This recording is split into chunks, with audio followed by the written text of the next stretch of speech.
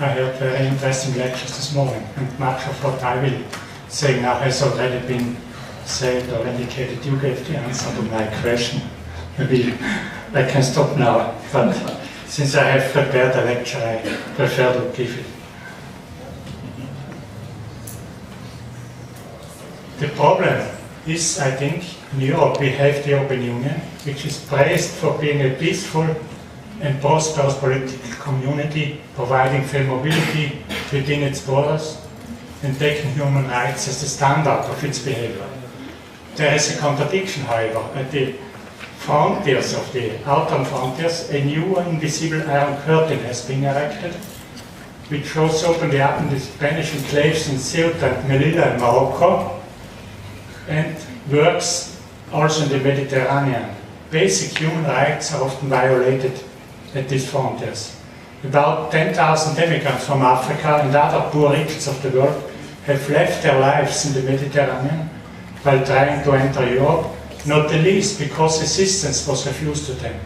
Yesterday I read a newspaper report in a plane from Frankfurt to Graz, reporting on a Lebanese fisher who took up people who were to die in the Mediterranean. He came to Lampedusa and he was incarcerated, the fisherman, not the refugees. For 3 months was put to prison there because helping refugees to come to Europe. So the question is, how is this split between the ideal of the European Union and the actual behavior of the EU and its member states to be explained? And my thesis is that we can understand it better if we see the European Union also as a new empire in the making. I will first give a very short overview on several wars in history and deduce some conclusions for the European Union. Then I will describe a little bit this iron curtain around the European Union, and then I will look for some possible solutions, which certainly is not so easy. I will look at 3 kinds of imperial walls: the Great Wall of China, the Roman links, the Iron Curtain. Certainly I will not give a history of all of them. But I think we can learn quite a lot of it. Let's begin with the Great Wall of China. These are just the basic data. I will not repeat them all here, you know it. It is the longest building on Earth, the greatest building. Its building has been made over 2,000 years nearly, and it was built in pieces. Several imperators of China said, I don't need a wall, I need only a good military conductor, that's the best wall. And he destroyed some parts of the wall. And today the largest parts of the wall are in a bad situation or have disappeared. And those parts which we can see are main tourist attractions. They have been rebuilt by the Chinese. They are not from old times. So we can just have a few little look on some pictures of the wall. It's unique for the Chinese wall that it goes over the hills, not in the plain, but over the hills, in order to make it more difficult for the enemies to come in. These are is the territorial course of the wall. And later on, when the Chinese Empire became greater, it took parts of land outside the wall, Mongolia, Tibet and so on. The wall became useless because this was internal to the empire. What can we learn from the Great Wall of China? I think several things. First, the political precondition for the building of the wall was the political unification of China. Before the wall was built, there were 4 large states within China. It was called the period of the fighting states. The principal task, that has already been said, was the protection of fertile, densely populated and rich Chinese lands against aggressive and more poor invaders from the north. The next interesting fact, in spite of the existence of the wall, a variety of exchanges, economic, political, cultural, were going on between China and its northern neighbor. Then there were subsidiary measures taken to protect China and the frontier, the creation of dependent states outside of the wall, the seeding of discord among the people outside the wall, and also undertaking of military campaigns to the territories outside of the wall. Okay, let's come to the Roman limes, which is very well known to us from history.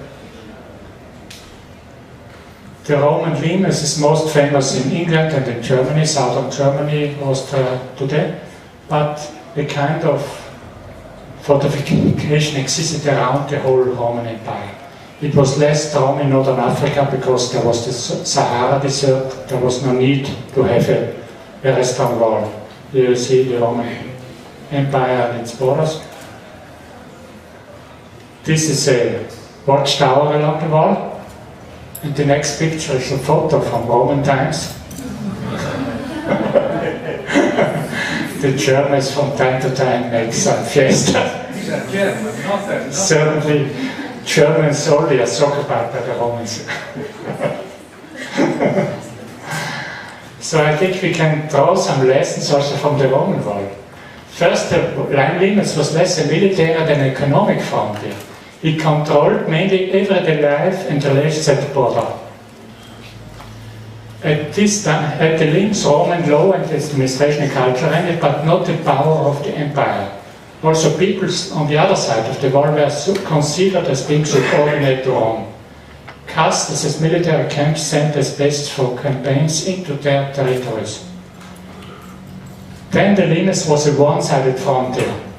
For the Romans, it was possible to go there whenever they wanted, but traveling to Roman territory for Germans and others was allowed only on market days during the week, within a limited geographical area and without weapons.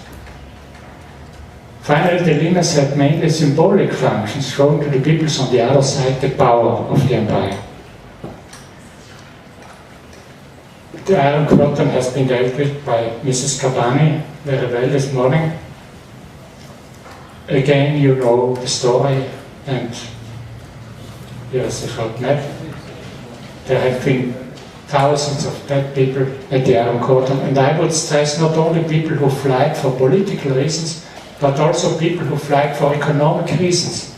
They were eager to surpass the wall, even at the danger of losing their life. This has already been mentioned. Okay, let's draw some lessons for the Iron Curtain between East and West Europe. First, I think it's very clear that the character of a political system, if it's democratic, somewhat democratic or no democratic, reflects itself in the kind of its borders. Second, no border is impenetrable. This has been shown very nice by our colleague from America. Third, the biggest detriment, the biggest negative effect of a closed border is for the empire itself, which has erected the wall, because it does not participate in progress in the more advanced countries. And finally, absolute borders or walls cannot be sustained for a long time because they undermine the legitimacy of the system.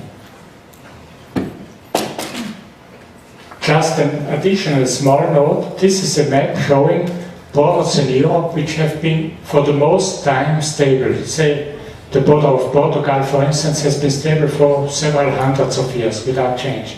And what we see here, it were the small states in Europe which had the most stable borders. Portugal, Switzerland, the Netherlands, Scandinavia, but not the large states.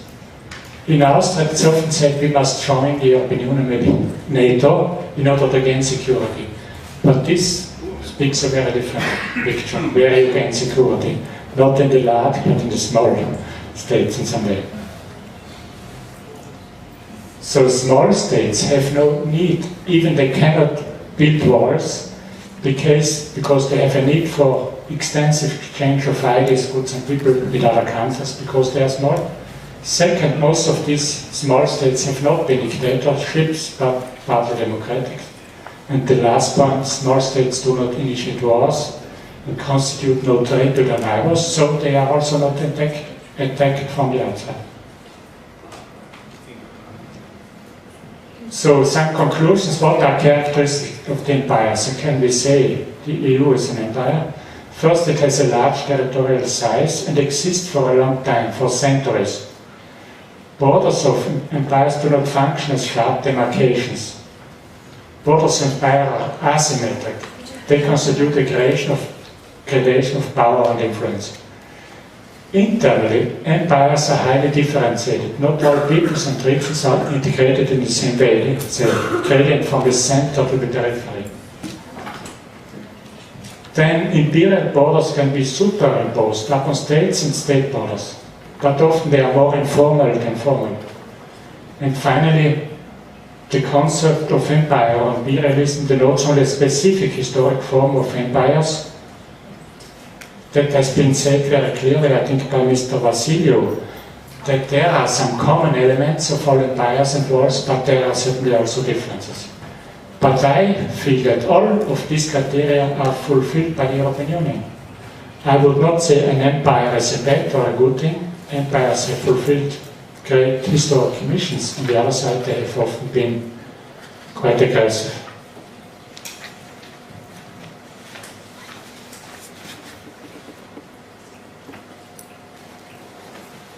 Okay, I think I go on to the new Iron Curtain around the European Union. First, here I've just enlisted some of the causes why now, as I said, between the outer borders of the European Union, that's in the Mediterranean, or between Greece and Turkey, or between Romania and Ukraine, or between, say, Finland and Russia, all around the European Union, we have a new kind of invisible wall. The first is the North-South economic gap and divide, which is very similar to that between the United States and Mexico. Spain and Italy belong to the richest countries of the world. Morocco, Libya, not to the totally poorest, but somewhat poorest, but the southern and sub-Saharan African side, societies are really the poorest of the world. The income differences are extreme between these regions. Second, large differences in demographic growth. Africa and the third world generally is growing. The rich countries are stagnating or even declining in population without immigration. Political instability and internal wars in Africa created millions of refugees. Most of these refugees live in African countries, did not come to Europe. In Europe, often we have feelings of threats to security, also instrumentalized by right-wing political parties. The European welfare state might be protected. Some say it's not possible to have this welfare state with a huge immigration. But illegal immigrants are also used as a cheap labor force in Italy, in Spain, also in Germany and Austria. And the final point, I think in Africa, myths exist about Europe, and in Europe, myths exist about Africa. On the one side, Europe is seen as a paradise, on the other side, Africa is the rest of the world, where it's better not to go only in well-protected safari tourism. Safari. What is now this Iron Curtain around the European Union? First, I already said, as in ancient times of every empire, the whole area of the European Union is surrounded by such a border. Its main mechanism is immigration control to visas.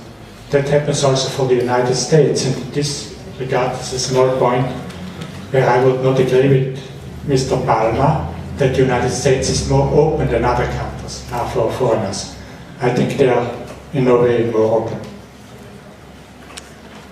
Second, along frontiers which are protected by natural